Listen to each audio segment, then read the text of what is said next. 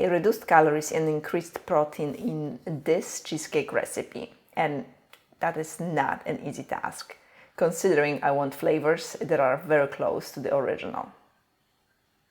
Start with the crust. I cut out a circle from a parchment paper and I'm lining this 6-inch springform pan. This will make it easier to remove the cheesecake once it's ready. I will use Oreo cookies, and they are not a health staple, but 10 of them for a whole cake is okay in my book. They do add tons of flavor. You can change the crust to whatever you prefer if Oreo is not your thing. Grind them in the food processor to a fine crumble and spread it evenly around the pan. No need to use butter. You won't see any difference, and there is enough calories in the cookies. Just picking my battles here.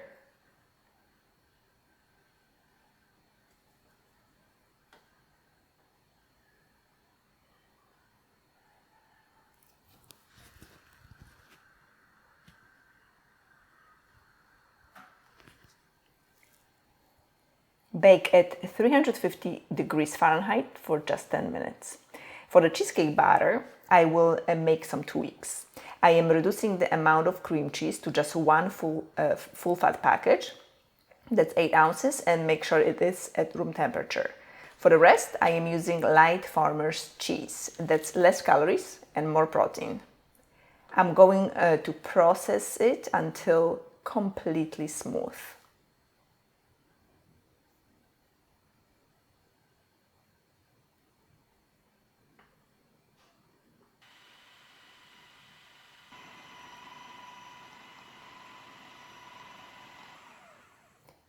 Stir it and repeat the process.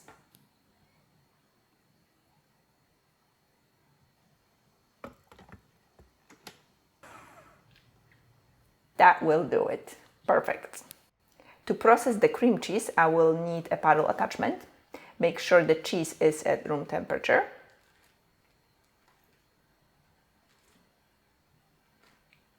Add half a cup of a sweetener or sugar if you prefer, and mix until the batter becomes very smooth.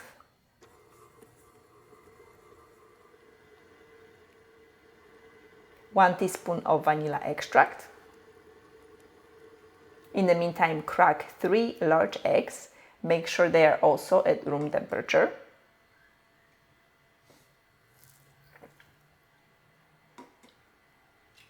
And transfer the creamed farmer's cheese into the cream cheese and mix very well.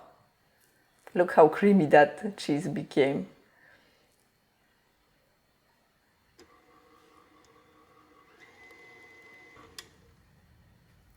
Continue mixing while adding 1 egg at a time until the batter becomes smooth.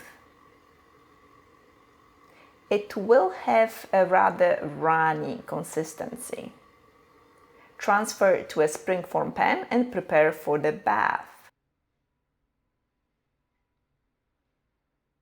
I am going to wrap the pan with aluminum foil to prevent any water to get into the pan. This process prevents the cheesecake from cracking and helps it cook evenly. I also lined the walls with a parchment paper so it is easier to remove the cheesecake from the pan later.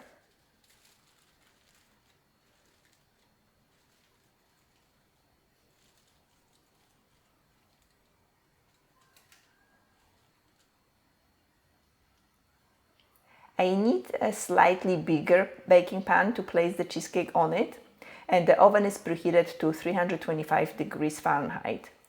Pouring boiling water onto the pan. You can use a deeper dish, but this size does the trick for me. And bake for 45 minutes and reduce the temperature to 250 Fahrenheit and bake for 25 minutes longer.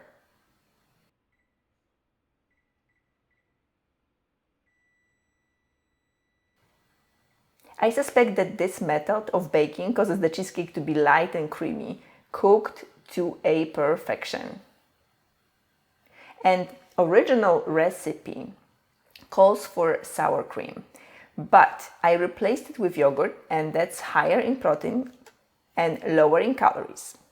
To be honest, I was surprised this trick actually worked. I was afraid I was going to end up with a runny mess, but I got the same nice and smooth topping. Add quarter cup of a sweetener and stir.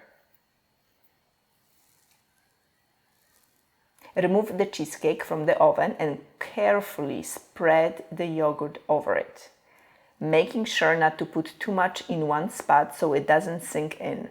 The cheesecake is very light and can easily break at this time. Smooth it evenly and do not press.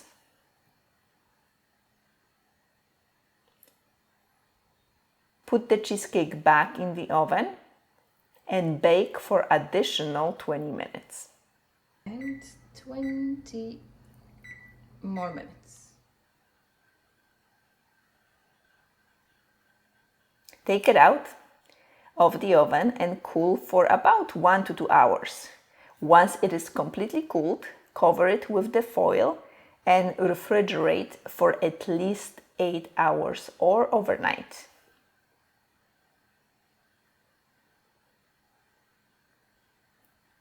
And time to eat. This is the cheesecake without parchment paper on the side. In order to remove it from the pan, I have to run a knife on the sides. And it is hard because the cheesecake is creamy and the knife gets quite a resistance here. And with the parchment paper, on the other hand,